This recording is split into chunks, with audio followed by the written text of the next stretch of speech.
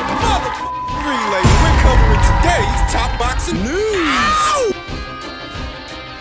Okay, we'll start with this. Last night, New York City, at the Edison Ballroom, on the undercard of Herring versus Molina in the women's bantamweight division, we saw Texas's own Yoshida Metcalf take on Japan's own former champion Miyo Yoshida for what was a lesser version of the IBF title at 118 pounds, a version of the title that will bring the winner that much closer to an Ebony Bridges fight. And as I stated in my prediction video, Yoshida Metcalf won a points decision, boxing and moving and staying on the outside, using her height advantage and her reach advantage, those long levers, to walk Miyo Yoshida into punches, into straight shots and counters.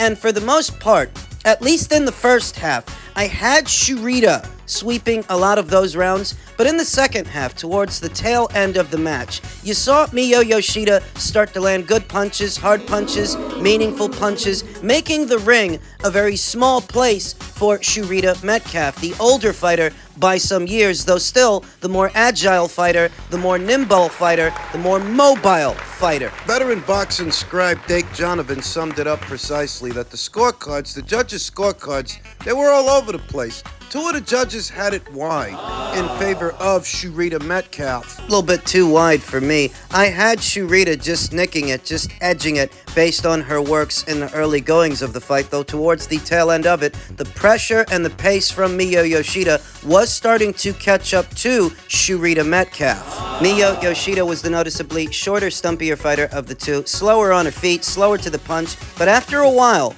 those later rounds, she was able to put a lot of pressure on Yoshida Metcalf, land some good punches on the ropes. What I think will service as a preview and an adequate prelude to what could be an Ebony Bridges fight with some similarities and some differences. While Ebony Bridges, should she be so confronted with Yoshida Metcalf, while Ebony will have a similar methodology to what we saw from Miyo yesterday, she's better at it. Ebony Bridges is a mid-range to inside pressure fighter and a strong one. She will try to pressure Yoshida Metcalf while Yoshida's on the move, the same as Miyo Yoshida, with the difference being that Ebony's a better pressure fighter than Miyo Yoshida and a stronger pressure fighter, a stronger puncher than Miyo Yoshida. That Yoshida may have been able to weather and absorb what punches got in for Miyo Yoshida. I don't think she'd take punches from Ebony as well as she took punches from Miyo, and Ebony's accuracy and shot selection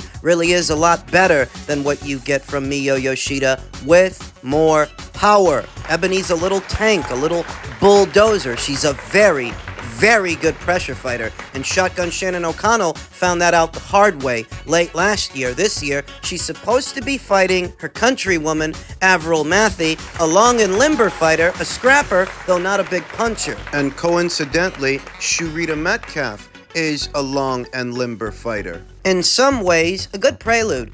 Decent preparation for a potential Yoshida Metcalf fight down the line at some point next year, provided that Ebony makes it past Avril, and I think that she will. Ebony may not be the most decorated champion at 118 pounds. I'd say that has to go to Dina Thorsland, but she is the most recognizable champion, the most sought-after fighter anywhere at or around these weights, and Yoshida Metcalf has just come one step closer to getting a fight with her. It's been over a year since Ebony Bridges satisfied a mandatory challenger for the IBF.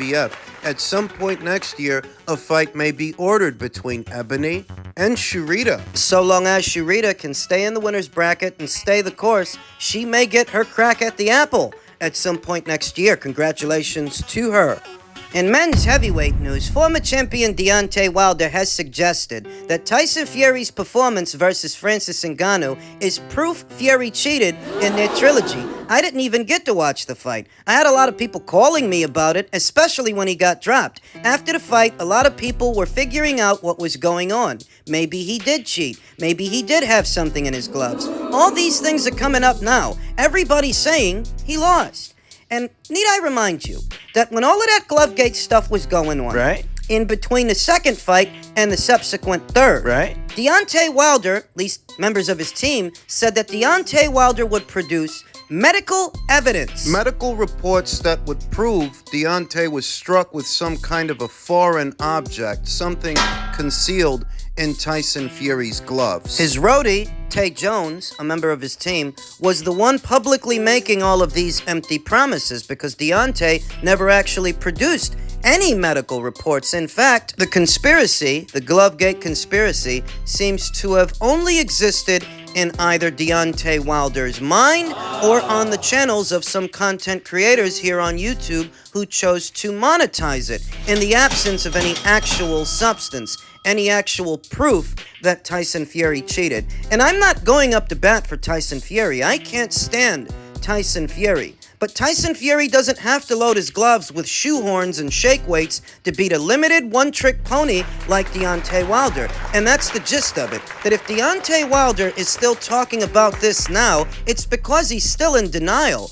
He brought this down on himself. Understand that from the very beginning, he's the one who brought Tyson Fury back into the picture, back into the frame. Tyson Fury doesn't get a shot at the WBC title unless Deontay Wilder gives him one, voluntarily gives him one, because he wasn't Deontay's mandatory. Deontay was not obligated to fight Tyson Fury. He chose to fight Tyson Fury instead of Anthony Joshua, and he made that decision more than once, and it backfired. And that's why he's still in denial about it, because he did this to himself. You will remember that in between the first Wilder versus Fury fight and the second Wilder versus Fury fight, they didn't have an immediate rematch. They didn't have a rematch straight away. Tyson Fury jumped into bed with Top Rank, delaying the rematch. He ended up having 2 fights under the Top Rank banner before seeing Deontay Wilder again. And Deontay, I think he ended up keeping busy with Luis Ortiz. So that's saying that immediately after the first fight was scored a draw, Deontay had the option of pursuing undisputed with Anthony Joshua, but he chose to keep pursuing Tyson Fury. You say that, well, Anthony Joshua ended up losing to Andy Ruiz. How does that work? Allow me to refresh your memory. Andy Ruiz only came into the picture after Jarrell Miller tested positive for all of those banned substances. And Jarrell Miller only came into the picture after Deontay rejected a $100 million offer from DAZN. That's what set those events in motion. Deontay Wilder rejecting the $100 million from DAZN to box Anthony Joshua on the DAZN platform. Had he accepted that offer, we perhaps wouldn't be here now. We perhaps would have seen a very different outcome. But it's Deontay who chose what he chose, and he's still trying to make up for it now, making excuses about losing to Tyson Fury. Remember, not only did he accuse Tyson Fury of cheating, he accused Mark Breland of spiking his water. He was attacking Kenny Bayless, calling him a crab in the bucket referee in the second fight. He came up with every excuse in the book. And remember, that was after the second fight. Ahead of the third, they said they took every precaution to make sure there would be no foul play in the third fight, in the trilogy. They said they were happy with everything. And he still lost.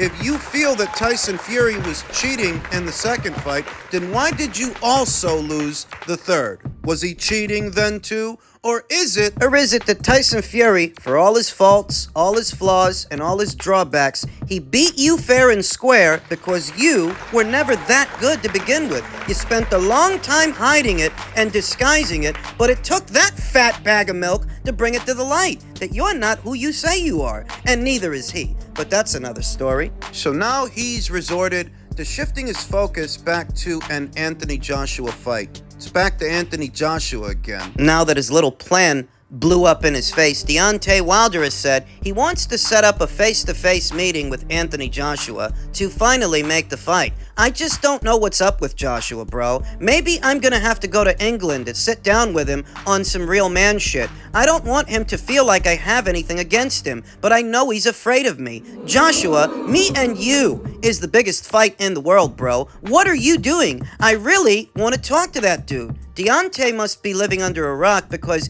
Anthony's not in England. He's here in America. He's here in Texas. If it were really your intention to meet that guy and talk to him, set up a face-to-face, you'd know that because everybody else does. He's training under Derek James. He's in Texas right now. And what Wilder's doing now is what he was doing years ago, trying to give off the appearance that it's AJ's fault the fight hasn't materialized, making no mention of the Saudis pulling the funding. That's what derailed the fight. The disbandment of Skills Challenge over there in Saudi Arabia and the Saudis pulling the funding. That's why it hasn't happened. They were the ones that were going to pay for it.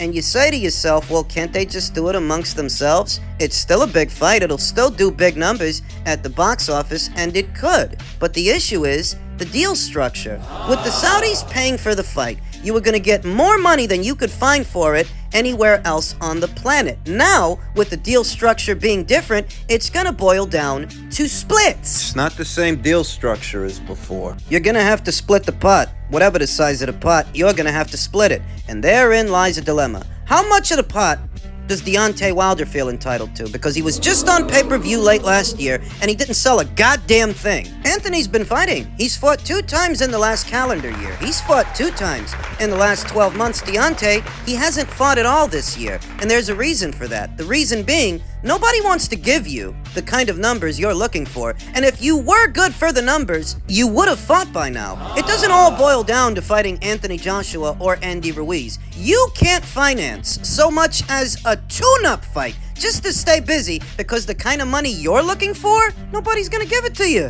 Not unless you're talking about an AJ fight or Saudi Arabian sheiks. Remember that Deontay Wilder versus Robert Helenius didn't sell anything. Immediately after the fight, you saw Deontay Wilder complaining about late payments in association with that fight, whatever it was he made. What he wants, he's not good for. And if you want to do an AJ fight now, if you want to do it, it's going to boil down to splits. And I'll bet you that he thinks he's entitled to whatever AJ is entitled to. And that's not reality. Reality is AJ is a bigger draw now than you are. He was always a bigger draw than you were. He's the one on the Forbes list. You're not. And you're not entitled to whatever he's entitled to. If the roles were reversed and Deontay were the one in the Forbes list, do you think he'd acquiesce to whatever AJ wanted? You know he wouldn't. Thus, he's back up to his old tricks and trying to cultivate favor amongst the fans by pretending it's somehow AJ's fault that this fight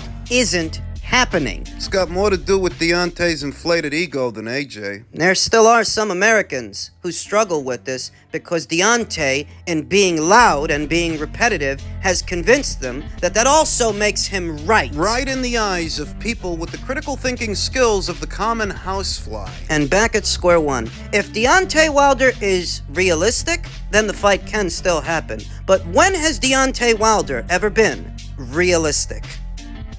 Elsewhere in the men's heavyweight division, Francis Ngannou wants the Tyson Fury rematch ahead of any other fight in heavyweight boxing. The former MMA fighter would rather wait for Fury versus Alexander Usyk to be staged first, instead of facing Anthony Joshua via TMZ Sports. This will effectively allow Francis to maintain the illusion that he is the premier heavyweight now for arguably beating Tyson Fury without having that title as it were, challenge.